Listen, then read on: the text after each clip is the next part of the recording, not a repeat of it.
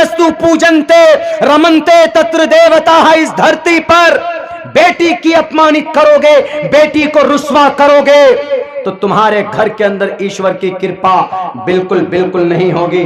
और सुनो, उन लोगों से मैं मुखातब हूं मेरे हिंदू भाइयों, you are like my big brother and we have to leave, we have to love and with each other on in India, because our India is a democratic India, we have democracy system. हम एक दूसरे से मिलकर रहते हैं, एक दूसरे से लव करते, मोहब्बत करते। लेकिन अगर कोई आ जाए डराने पर, पता है ये साजिश किन की है? ये तो आरएसएस वाले किन की साजिश को तैयार कर रहे हैं, मजबूत कर रहे हैं? उनकी। किन की? यहूदियों की। 380 मिलियन डॉलर खर्च करके वो कंपनी बनाई गई। कौन सी कंपनी? क्रीम की, फेस वॉश की, fair lovely, fair handsome, pounds, 1300 रुपए की लिप गार्ड। कौन?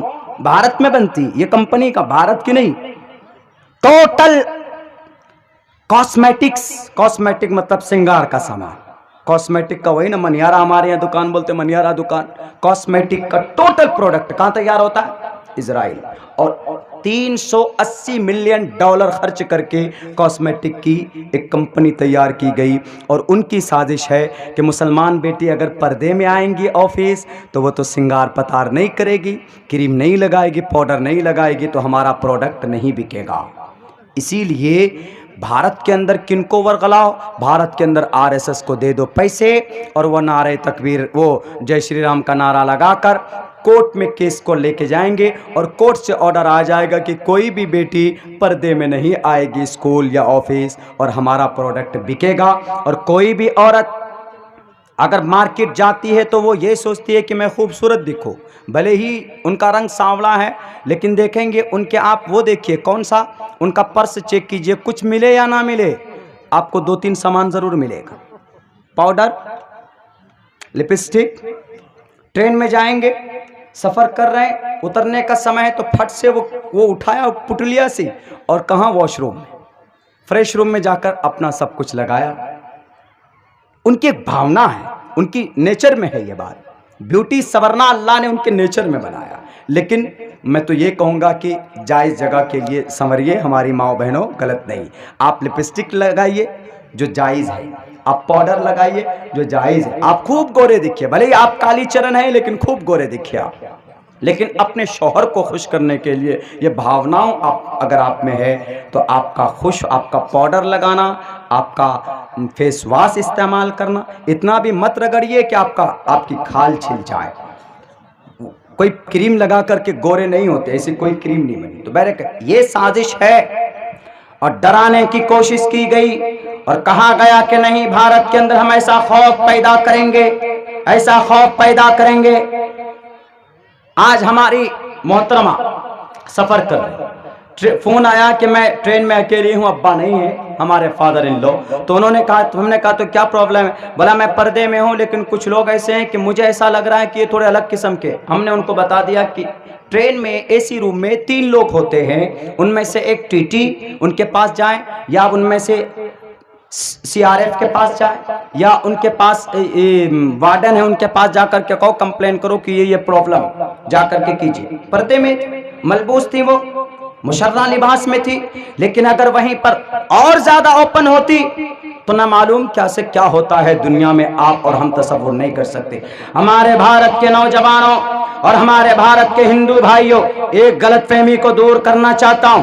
अगर आपके दिलो दिमाग में यह बात है कि नहीं हम नारे तो ये जय श्री राम का नारा लगाकर भारत की बेटी को डराएंगे, तो ये आपका सपना, ये आपकी जो नीयत है, जो खोट है, ये कभी भी आप इस नीयत के, इस गलत इंटेंशन के जरिए से आप इस आइडियोलॉजी को थोप नहीं सकते। और अल्लाह अकबर का नारा सिर्फ हम मदरसे में नहीं लगाते, सिर्फ हम जलसे में नहीं लगाते कि नहीं जनाब काजी साहब तकरीर करेंगे, मौलाना अब्दुल्ला तकरीर करेंगे तो नारे तकबीर का नारा लगाया जाएगा।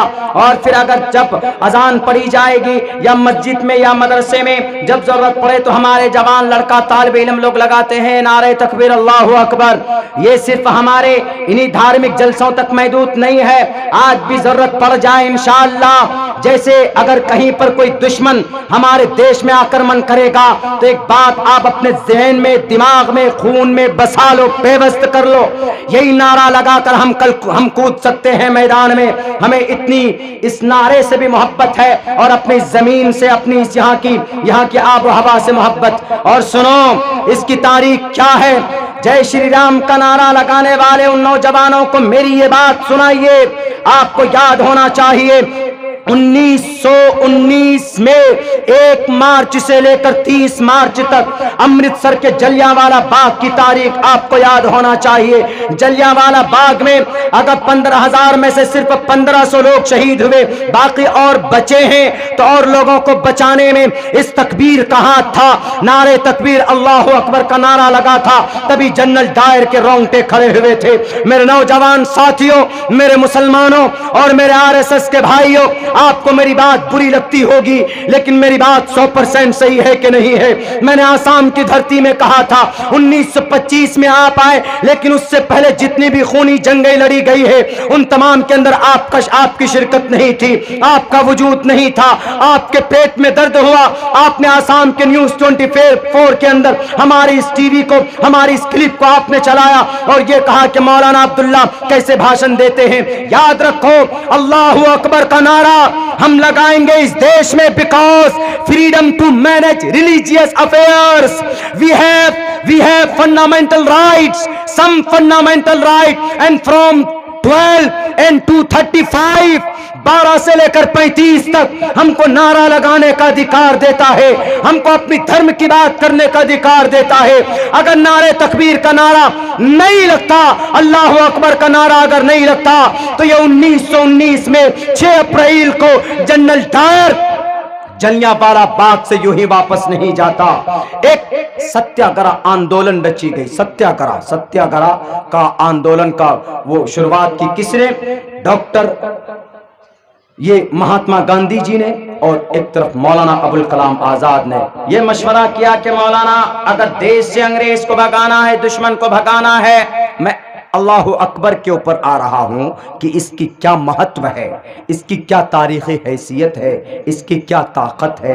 आप जो बोलते हो कि खामखाही ये लोग नारा लगा देते हैं, नहीं, इसकी एक ताकत है, इसका एक बैकग्राउंड है और इसकी अल्लाह की तरफ से कुछ न कुछ मदद दी जाती है। इसके पढ़ने वालों को अल्लाह तबारक व ताला के तरफ से इल्का किया जाता है। तो 1919 तारीख याद रखिए, 6 अप्रैल 1919 को जलियांवाला बाग 1500 लोग शहीद किए गए। सबके सीने में गोली लगती है, सीने में, पुश्त पर नहीं। एक औरत का ये रिपोर्ट है जो वहां पर अपने शौहर को खो चुकी थी और अपने एक छोटे 6 साल के बच्चे को खो चुकी थी। उस जलियांवाला बाग को वजूद में लाने वाला जालिम कौन? जनरल डायर को पता चला कि महात्मा गांधी, मौलाना अबुल कलाम आजाद जलियांवाला बाग में तकरीरी प्रोग्राम कर रहे हैं और सत्याग्रह आंदोलन की शुरुआत हो चुकी है। उनको तोड़ने के लिए, उनको मरोड़ने के लिए उन्होंने 2 लाख अंग्रेज आर्मी को लेकर दिल्ली से रवाना हुआ जलियांवाला बाग अमृतसर, और अमृतसर में जाने के बाद तहकीक की, पता चला कि फला तारीख को 6 अप्रैल को 4:30 बजे ये कॉन्फ्रेंस होगी, ऐसे कॉन्फ्रेंस हो रही थी और मौलाना शौकत बयान कर रहे थे अंग्रेज के खिलाफ। तो जनरल डायर ने कहा अच्छा इनको मजा चखाते, ये मौलाना है, ये कुरान की बात कर रहा होगा, ये अपनी मस्जिद की बात कर रहा होगा, ये अपने मकतब की बात कर रहा होगा, अपने एजुकेशन के अकीदे की बात कर रहा होगा, अपने कलिमे की बात कर रहा होगा, अपनी नबी की जिहाद को गिनवा रहा होगा। लो इस मौलाना को आज बताते जलियांवाला बाग को देखेंगे तो ऐसे चौकोर, उस जलियांवाला बाग के पीछे से एक रास्ता, उस रास्ते की चौड़ाई 8 फीट, वही एक रास्ता है जो आज भी मौजूद है, आज ब्लॉक्ड है। आप जाइए देखिए उस जलियांवाला बाग को, सिर्फ एक रास्ता 8 फीट चौड़ा वो रास्ता, और उस रास्ते के अंदर तकरीबन 15,000 लोग पूरे बाग में बैठे हुए। मौलाना शौकत साहब तकरीर फरमा रहे हैं अंग्रेज के खिलाफ। अंग्रेज मत बोलिए, इस देश के दुश्मन के खिलाफ, इस देश के उग्रवादी के खिलाफ तकरीर कर रहे हैं। उन्होंने फौरन उस गेट पर उस वक्त मशीन गंज को इस्तेमाल किया।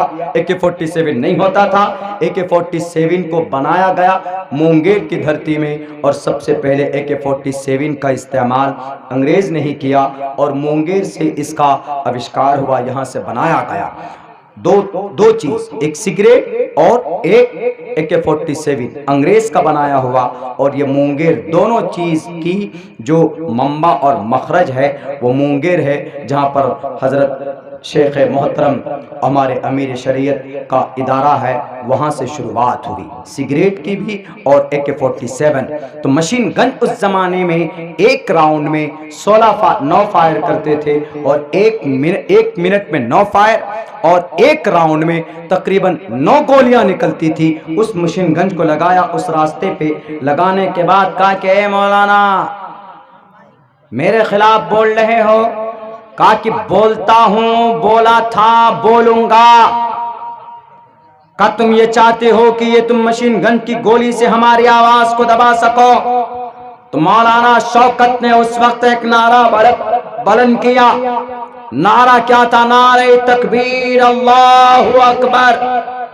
उस तकबीर को बुलंद करना था, उसका नारा लगाना था कि फौरन ये जनरल डायर ऑर्डर देता है कि गोलियों की बरसात करो, और हंसता हुआ मशीन गन के ऊपर चीख रहा है, चिल्ला रहा है। 1500 मुसलमान सीना तान कर उसके सामने आकर ढाल बनकर खड़े हो गए, और यही नारा लगाते रहे, नारे तकबीर, अल्लाहु अकबर, अल्लाहु अकबर, अल्लाहु अकबर का नारा था। RSS के लोगों, अगर वो जनरल डायर चाहता तो 15,000 लोगों को मौत की नींद सुला देता, खून की नदियां रवा हो जाती। लेकिन जब 1500 लोग शहीद हो गए और ये तकबीर बुलंद होता गया, ये नारा बुलंद होता गया, तो जनरल डायर के रोंगटे खड़े हो गए। वो तकबीर वो फौजों की आवाम की तादाद को देखकर नहीं, बल्कि जनरल डायर सिर्फ तकबीर की गूंज को सुनकर वो जनरल डायर जलियांवाला बाग छोड़कर भागता है, और फिर वहां से भागने के बाद अमृतसर में नहीं रुकता है, बल्कि दिल्ली में आकर पनाह लेता है, और 3 दिन तक अपने रूम से बाहर नहीं निकला। उसके दिल में जो रिक्कत और उसके दिल के अंदर जो खौफ पैदा हुआ इस तकबीर से, वो पूछो जाकर जनरल डायर से।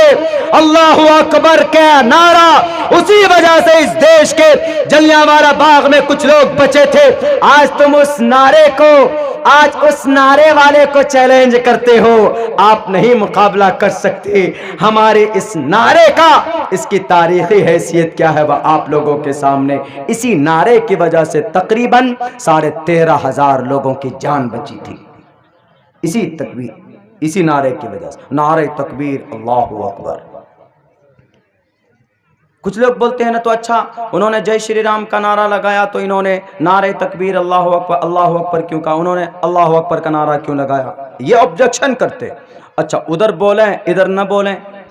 मर्यादा पुरुषोत्तम श्री रामचंद्र जी इतने महान थे कि औरत का इतना सम्मान करते थे। एक मर्तबा फैसला हो गया, किस चीज का फैसला? यह हो गया कि गद्दी पर श्री रामचंद्र जी बैठेंगे, उनको दी जाएगी, क्या दी जाएगी? उनको दी जाएगी गद्दी, युवराज वही बनेंगे। राजा दशरथ की 3 बीवी, एक बीवी का नाम कौशल्या, जिसकी कोख से रामचंद्र जी पैदा हुए। सुमित्रा और कई के कोख से भरत पैदा हुआ, और सुमित्रा के कोख से श्री कृष्ण जी पैदा हुए। तो अब बड़े थे, ये समझदार थे, मजलके थे।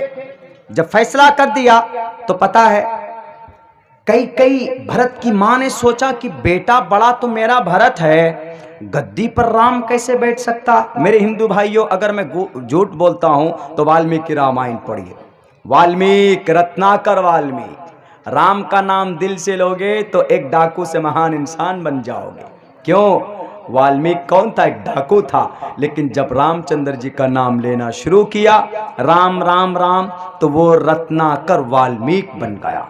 रत्नाकर वाल्मीकि एक डाकू था और एक महान इंसान बन गया। इसकी एक तारीख है, लेकिन इससे पहले यह बता देता हूं, तो श्री रामचंद्र जी का फाइनल सुबह को उनके सर पर ताज रखा जाना। 3 बीवी राजा दशरथ की। आपको ताज्जुब होगा कि हिंदू धर्म के अंदर तो एक ही विवाह है, लेकिन श्री राजा दशरथ के 3 विवाह क्यों? हमारे जो एक गए हैं ना, एक वो राजेंद्र जी, क्या नाम, जितेंद्र त्यागी, अभी जेल में हवा खा रहे हैं जी।